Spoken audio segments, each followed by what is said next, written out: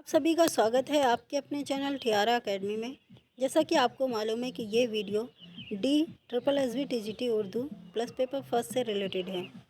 तो आप सभी को सुनने में आ रहा होगा कि आपकी वैकेंसी आने ही वाली है। अब ये वैकेंसी कब आ जाए इसकी कोई गारंटी नहीं है, या इसी महीने में देखने को मिले या इसके बाद मिले, लेकिन आनी तो है, ये तय है। तो हम लोग वैकेंसी का इंतज़ार ना करते हुए पहले अपनी पढ़ाई को स्ट्रॉन्ग करें, जिससे कि आने वाली जो भी वैकेंसी हो उसमें हम अपनी एक सीट पक्की कर सकें। तो उसी से रिलेटेड मैं ये वीडियो लेकर आई हूँ, जिसमें आपका जो क्लास होगा वो मंडे टू फ्राइडे होगा और आपका लाइव क्लासेस होगा। उसमें रिकॉर्डेड वीडियो दिए जाएंगे और आपको हैंड रिटन नोट्स दिए जाएंगे और वीकली टेस्ट होगा और आप लोगों को टेस्ट सीरीज़ भी दी जाएगी।